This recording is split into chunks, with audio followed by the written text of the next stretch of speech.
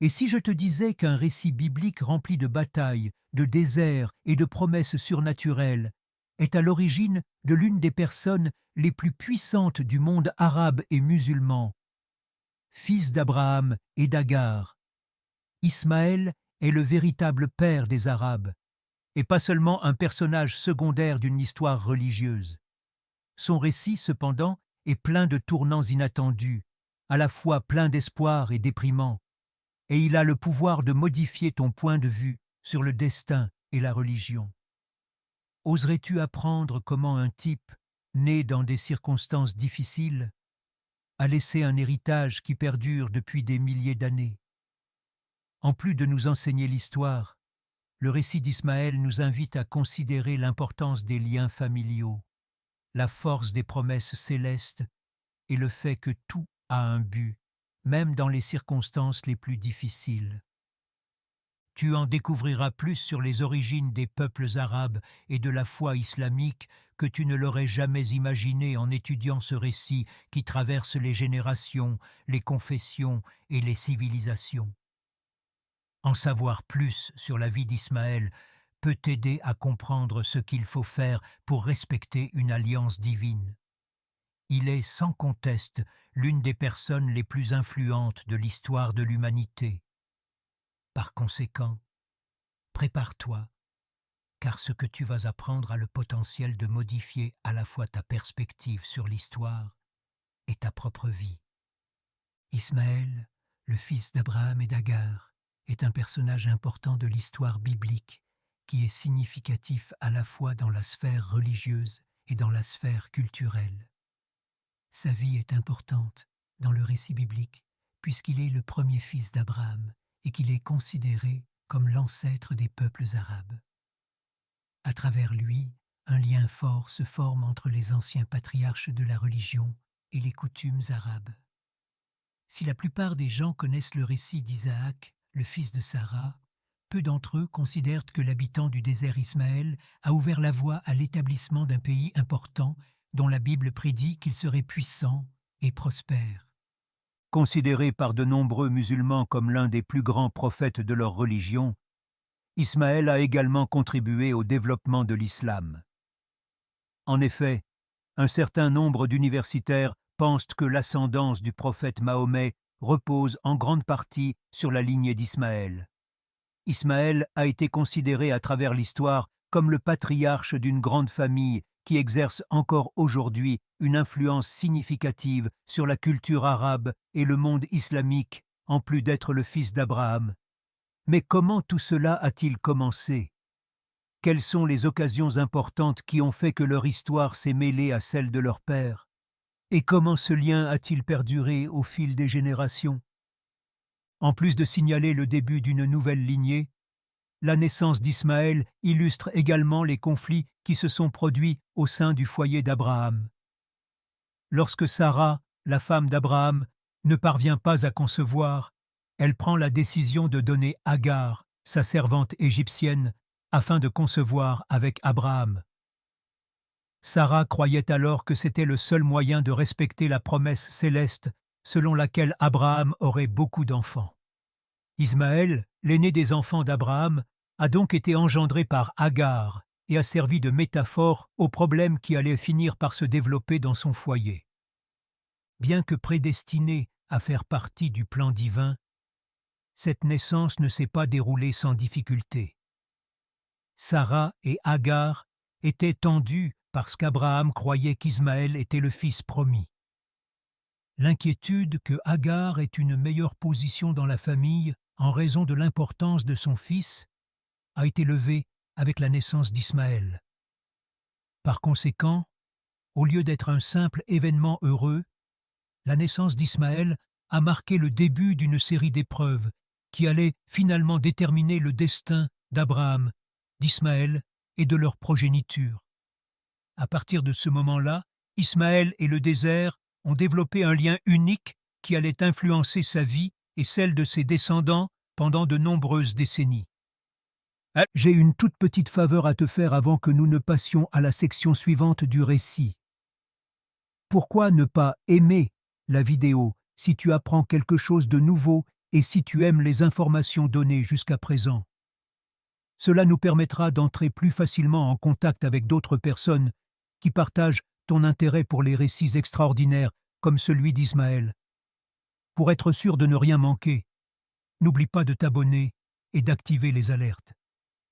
Pour ne rien manquer, n'oublie pas de t'abonner et d'activer les alertes. Ensemble, continuons à explorer ce conte étonnant. Ensemble, continuons à explorer ce conte étonnant. Les liens entre Agar et Ismaël et les autres membres de la maisonnée d'Abraham se sont détériorés après la naissance du fils de Sarah, Isaac. L'antagonisme des deux femmes s'est accentué, notamment lorsque Isaac a commencé à mûrir. Sarah a commencé à considérer Ismaël comme un danger pour l'héritage d'Isaac parce qu'elle était envieuse et préoccupée par l'avenir de son fils. Selon la Bible, Sarah est devenue très méfiante à l'égard d'Agar et de son fils, après avoir vu Ismaël jouer d'une manière qu'elle jugeait inappropriée. Une dispute familiale s'ensuivit, affectant non seulement les dames, mais aussi Abraham, qui était pris entre le désir de maintenir la paix dans son foyer et l'amour de son fils Ismaël. Malgré l'intense inquiétude que lui inspire son fils Ismaël, Abraham est contraint d'écouter les supplications de Sarah. Malgré son affection pour Ismaël, le patriarche a été contraint d'accepter le choix de Sarah, qui voulait qu'Agar et Ismaël quittent le foyer, car il était coincé dans une situation difficile. En plus de refléter les conflits familiaux internes d'Abraham, cette dispute préfigure également les conflits futurs entre les différentes lignées. Cet épisode nous demande de réfléchir à la façon dont les disputes familiales peuvent affecter le destin de plusieurs générations. C'est un sujet toujours d'actualité dans notre vie quotidienne, où il peut être difficile d'équilibrer les conflits entre les engagements religieux et les intérêts familiaux. Bien que cela ait été douloureux, Abraham s'est conformé au souhait de sa femme lorsqu'elle lui a demandé d'envoyer Agar et Ismaël dans le désert. Abraham a fait ce choix afin de préserver l'unité de la famille, malgré son amour intense pour son fils Ismaël. Il a donc expédié Agar et Ismaël dans le désert, un endroit peu accueillant, avec un cœur chagrin. L'existence d'Ismaël semble avoir été caractérisée par des épreuves au milieu de cette étendue, loin du confort de son foyer. Mais malgré les défis, Ismaël n'était pas seul. C'est pourquoi cette période de désert a également été cruciale pour l'accomplissement de la promesse divine. Il est essentiel de souligner que, malgré les difficultés du désert, Ismaël et sa mère n'ont pas été entièrement abandonnés. Étant donné que Dieu, dans sa compassion sans bornes, leur a permis de survivre, une question cruciale se pose. Que signifie réellement être abandonné par Dieu dans le besoin? En plus de nous apprendre les difficultés que rencontrent les familles, le récit de l'expulsion d'Ismaël nous offre la possibilité de comprendre comment, parfois, les situations les plus éprouvantes nous aident à nous préparer à ce qui nous attend. Le récit d'Ismaël a donc commencé à laisser place à un nouveau chapitre de sa vie alors qu'il traversait le désert. La seule chose qui restait à Agar et Ismaël lorsqu'ils étaient fatigués et au bord du désespoir dans le désert, c'était l'espoir. La situation semblait grave et ils n'avaient plus d'eau. Puis, alors qu'elle était sur le point de mourir, Dieu est intervenu et a changé le cours de sa vie pour toujours. Agar était dans la peine jusqu'à ce qu'un ange vienne à elle et lui apporte une consolation surnaturelle. L'ange a dit à Agar que son fils Ismaël serait le père d'une grande nation, en plus de leur fournir de l'eau pour soulager leur soif. Au milieu de la mort, cette promesse surnaturelle a servi à rappeler que Dieu n'abandonne jamais son peuple, même dans les circonstances les plus désastreuses. Une vérité profonde sur la providence divine est révélée dans cet épisode. Dieu a un plus grand dessein pour notre vie, même lorsque tout semble perdu. Bien qu'ils se trouvent au milieu de l'immensité et du vide du désert, Agar et Ismaël ont reçu une promesse qui allait durer des siècles. En plus de survivre, Ismaël allait devenir le géniteur des peuples arabes, un héritage qui allait modifier le cours de l'histoire.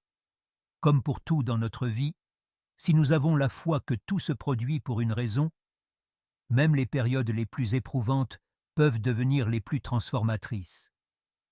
À la suite de cette intervention surnaturelle, Ismaël a été élevé dans le désert de Paran, qui lui a servi à la fois de maison et d'environnement pour son développement personnel. Ismaël, qui vivait loin de la civilisation, est devenu un chasseur habile et un archer expérimenté. Il a gagné le respect de son peuple grâce à cette aptitude, qui l'a également aidé à vivre dans le désert aride. En grandissant, Ismaël a appris à faire confiance à la providence divine et est devenu un leader né pour ceux qui l'entouraient. Il est fascinant de voir comment le désert est passé d'un lieu de mort à un environnement riche pour son héritage et sa croissance personnelle. En plus de s'être imposé comme leader tout au long de son séjour dans le désert, Ismaël a épousé une Égyptienne et a fondé une famille. Avec cet acte, un nouveau chapitre de sa vie et l'extension de son arbre généalogique ont commencé. Ismaël était un homme qui, comme son père Abraham, a eu un impact significatif sur les générations qui sont venues après lui. Malgré la rudesse et les difficultés de la vie dans le désert, il a pu fonder une famille qui allait jouer un rôle crucial dans l'histoire des peuples arabes. Il est étonnant de constater à quel point l'isolement et l'adversité du désert ont influencé non seulement Ismaël, mais aussi le destin de sa progéniture, que l'on appellera plus tard les Ismaélites. Comme son père Abraham, Ismaël a eu la chance d'être issu d'une famille influente dans l'histoire du monde. Ses 12 fils sont devenus les chefs de leur propre clan, que l'on appelle les Ismaélites. De l'Égypte à la Syrie, ces fils d'Ismaël ont fondé des tribus qui se sont étendues, créant ainsi un réseau de peuples interdépendants. Compte tenu de la variété et de l'étendue de cette ascendance, elle marquait le début d'un riche héritage qui allait perdurer pendant des générations. Sous la direction des descendants d'Ismaël, les Ismaélites ont gagné en force et en reconnaissance et sont devenus un peuple respecté et bien connu. L'histoire biblique gagne en complexité grâce au parallèle entre les 12 tribus d'Israël et Ismaël. Les promesses de Dieu sont tenues même face à des circonstances improbables, comme le montre le récit des descendants d'Ismaël. L'histoire des Ismaélites se confond avec celle d'autres pays et civilisations, et ils sont réellement considérés comme les ancêtres des peuples arabes. Cette partie de la vie d'Ismaël illustre comment la vie et le choix d'une personne peuvent avoir une influence historique considérable, influençant des générations entières et déterminant le cours d'un peuple. Ismaël est considéré à la fois comme le fils aîné d'Abraham et comme l'un des plus grands prophètes de l'islam, ce qui lui confère une position particulière dans la tradition islamique. Ismaël et son père auraient été chargés de construire la Kaaba à la Mecque, l'un des lieux les plus sacrés de l'islam. L'importance d'Ismaël en tant que personnage clé de l'islam est démontrée par cet acte, qui souligne également ses liens étroits avec le culte monothéiste de Dieu. L'importance d'Ismaël dans la foi musulmane est encore renforcée par le fait qu'il est considéré comme l'ancêtre de Muhammad, le dernier prophète de l'islam. Dans l'islam, le récit d'Ismaël met l'accent sur l'obéissance et la foi inébranlable du prophète qui s'est constamment appuyé sur la volonté divine en dépit des épreuves, parce que sa biographie est pleine de leçons de patience, de foi et de détermination. Sa vie et son sacrifice sont considérés comme un exemple pour les musulmans. Les musulmans croient qu'Ismaël est la réalisation de l'alliance divine qui stipule que de grandes nations verront le jour par l'intermédiaire de ses descendants. Cette idée est très importante dans la politique et la culture arabe d'aujourd'hui. Par conséquent, son héritage ne marque pas seulement toute une région du globe, mais il est aussi profondément culturel et politique. L'influence d'Ismaël perdure au-delà des âges et reste significative dans les civilisations arabes et abrahamiques. Sa vie, caractérisée par la foi, l'obéissance et la lutte pour la survie, parle à ceux qui font face à des défis au quotidien. Malgré les conflits et les difficultés familiales, Ismaël s'est élevé au premier plan. En plus de fonder des États, ses descendants, les Ismaélites, ont contribué de façon significative à l'avancement de la religion, de la culture et de l'économie dans une grande partie du continent arabe et au-delà. Ismaël est, à bien des égards, la promesse réalisée d'un peuple qui allait grandir et prospérer. Les interactions compliquées et parfois hostiles entre Ismaël et les descendants d'Isaac, qui continuent d'influencer l'histoire du Moyen-Orient, sont un autre exemple de cet héritage. En tant que personnage clé, Ismaël rappelle comment l'existence d'une nation peut être modifiée par l'obéissance à un dessein divin. Le récit de sa vie évoque le lien entre les grands pays d'aujourd'hui, ainsi que son lien avec Abraham et Agar. Par conséquent, l'héritage d'Ismaël, son association avec le désert et ses descendants restent fondamentaux pour l'histoire des Arabes, de l'islam et des affaires internationales, avec une influence durable. Que vas-tu faire de toutes ces informations maintenant que tu connais l'histoire inattendue d'Ismaël? Même dans vos heures les plus sombres, oseriez-vous douter des alliances et des promesses que Dieu a pour vous? L'histoire d'Ismaël nous montre que même face à des circonstances apparemment défavorables, il y a toujours un dessein divin qui dirige notre parcours. Même lorsque tout semble perdu, tu peux, comme Ismaël, trouver du courage dans l'adversité et avoir la foi que le meilleur est à venir. C'est le moment de réfléchir à ce qui compte vraiment, ta mission, ta religion et la différence que tu peux faire dans le monde.